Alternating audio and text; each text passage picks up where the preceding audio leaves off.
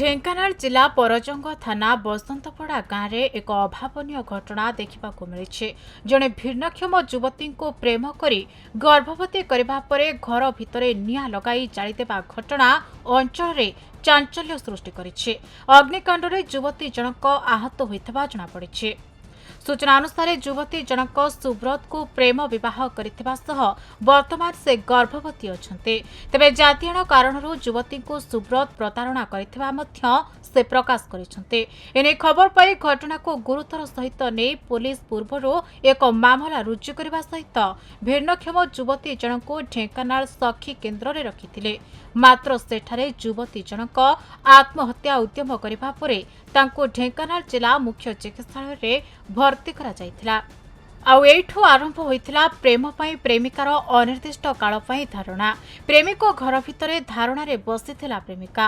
आज को प्राय 20 दिन हेब भिन्नक्षम युवती जनक बसंतपड़ा गाँवर सुब्रत साहूक घर बारंडारे स्त्रीर मान्यता पई बसी रहिछन्ते।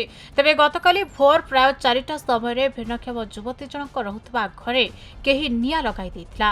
फଳରେ लक्षाधिक टंकार संपत्ति जଳି पोड़ी नष्ट हो जायथिला एवं युवती जनक आहत होइथिले। सेपटे सुब्रत परिवार लोके केही घरे रहुनथिबा जଣା पड़िछि।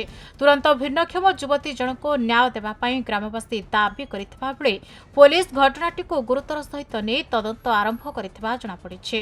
गतकाली रातिर घटना मो नणदेव घर शक्ति समर काली दिन सारा मत देखुचंदी एपटे बाइक रे जीवा सेवा करूचंदी।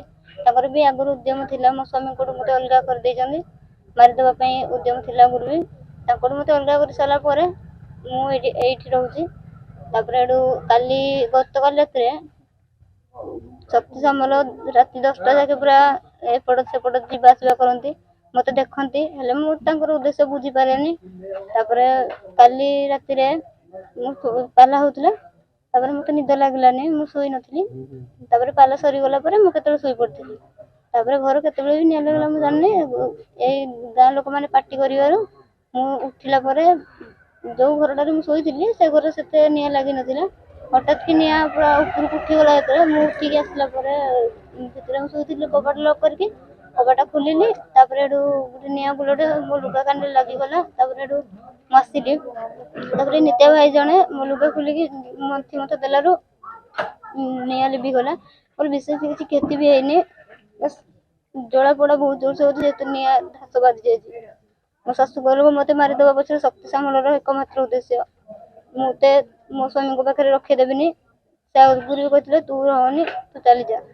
मु कहली मु मो स्वामी को छडी पड़े भी जीविनी तांकोड मते अलगा कर देले आ मते मारि देबा पई 2-3 थर उद्यम परे एथर से सक्सेस हेदिले हेले भी मो जीवन गलानी। नित्य भाई जणे मते रखे गले मु वर्तमान चाहंतु जे मो स्वामी जोडे भी अछती तांको मते आनी दियंतु बस मो सासु कर जो जेमिति मते अलगा तांकोड करजंदी मु तांकोड अलगा बा पई चाहूनी। राति प्राय 4:15-20 भितर मु खबर पाइली कि गाँव में गोटे गिनिसा घर निया लग जाऊँ। आम दौड़ी आसला गाँव ग्रामवासी किसी लिभालु करते से किसी आम शुणा पाइलु घर गोटे लेडीज पिला ना लक्ष्मीप्रिया बेहेरा तो से घर भितर ताको निया कबलू आमर नित्य भाई जन घर पाख लोक दौड़ी जाए उद्धार कर लुगापटा निया लग जाए से निआर आघात होती। तो आम आसला दमकल गाड़ी फोन कली आमर 112 को फोन कली साहाय्य दमकल आस लिभेला।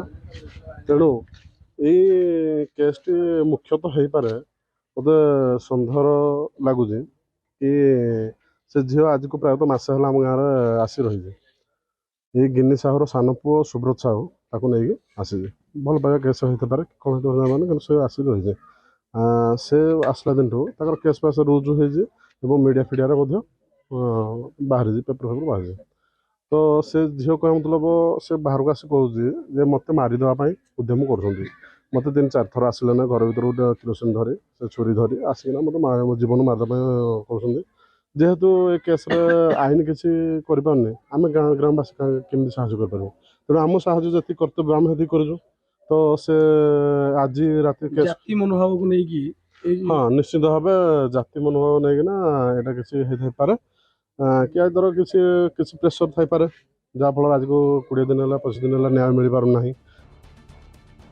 ढेंकानालू हरिकृष्ण राउत को रिपोर्ट खबर ओडिशा।